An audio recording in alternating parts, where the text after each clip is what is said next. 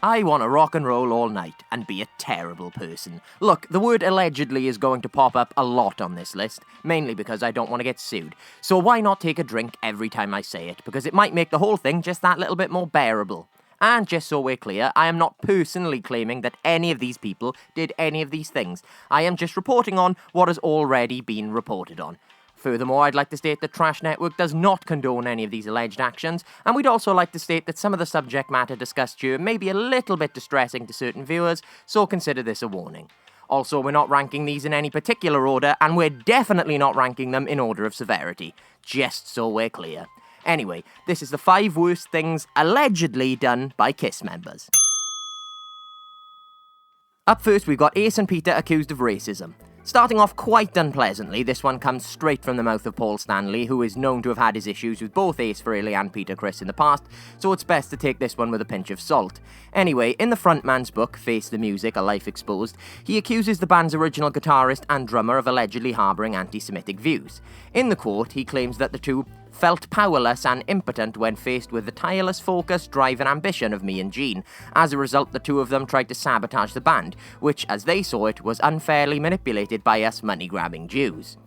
He even goes as far as to reveal that Ace Frehley collected Nazi memorabilia, and you're just like, oh, come on, Ace, can't he just collect stamps? Stamps are nice. Paul also claims to have witnessed Peter Criss hurling racial abuse at a waiter when eating at a Chinese restaurant in the early 70s.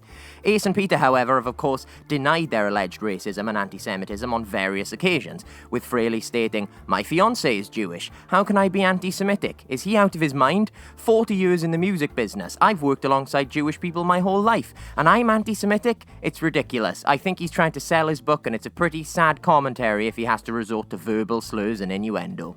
Criss also made a statement in which he expressed his love and support for all cultures and religions, and I'm very uncomfortable talking about this subject any further, so I'm just going to move on. Up next, we've got firing Eric Carr on his deathbed. Oh, brilliant. More pleasant subject matter, this time surrounding the tragic fate of second KISS drummer Eric Carr in 1991. Carr suffered from a rare form of cancer in his heart and tragically passed away in the months following his diagnosis. And it was during this awful time in Eric's life that Gene Simmons and Paul Stanley allegedly sat him down very nicely and told him that he was fired, something that Simmons has admitted to in previous media interviews, even saying this on a 2002 Australian tour.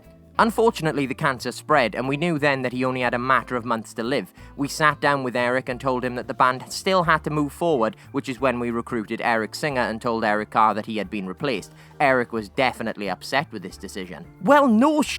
Obviously he was upset with the decision. He was literally dying. It's almost as if a man with incurable heart cancer didn't want to hear that he was also losing his job because of the disease. Again, I'm just going to move on because this is all just horrible.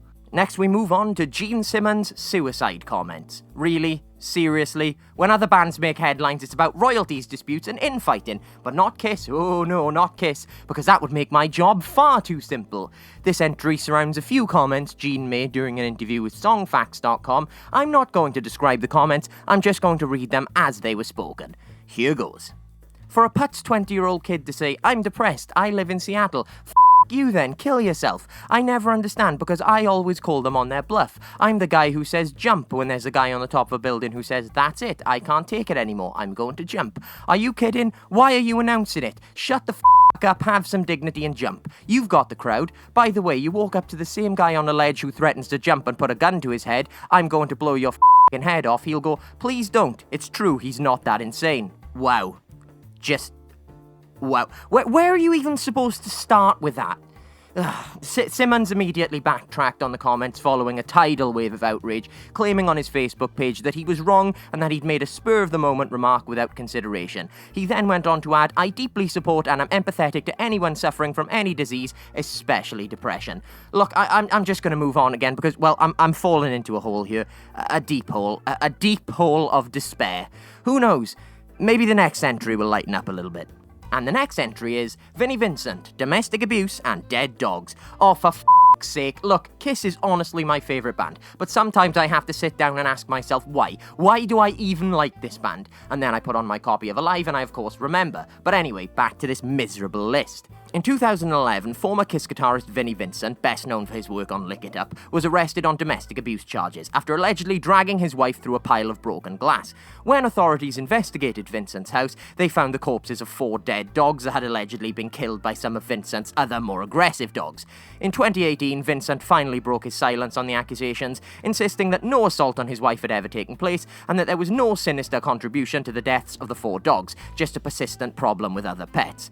The full story is available to read online, but I'm sure you get the gist of it, and quite frankly, I just want this list to end. I just want it to end. So we'll move on to the last point, and I'll go and I'll try and wash away the shame. And finally, we have the Impostors. A slightly less morbid entry to end the list, but still something that infuriates Kiss fans to their very core. This is, of course, the fact that Kiss still operates under the Starchild, Demon, Spaceman and Catman banner, despite the fact that the original Spaceman and Catman left the band over a decade ago. In place of the beloved duo of Ace Frehley and Peter Criss, Kiss parades Tommy Thayer and Eric Singer in their respective roles, all the while burying their heads in the sand amidst a stream of fan backlash. Kiss allegedly claims that it was too late in their careers to introduce new makeup designs, but all things considered, that's a pretty lame excuse. And it certainly doesn't change the fact that 2 men are dressing up and pretending to be 2 other men that used to have their jobs. Imagine if Angus left AC/DC and his replacement dressed in a school uniform, or if one of Slash's many former replacements in Guns N' Roses had worn a top hat. Wait a minute, no, I'd actually forgotten about DJ Ashba, but so had the rest of the world, so you can forgive me for that one. Anyway, the whole thing just screams tribute band, and it's earned Kiss a lot of resentment, even from the legions of their own hardcore fans. And mercifully, that's the list. Gene, Paul, I'll see you in court, but as for the rest of you, leave a comment if you think I've missed anything out, and don't forget to like, share, and subscribe to see more videos like this. You've been watching Trash Network, and I'll see you next time.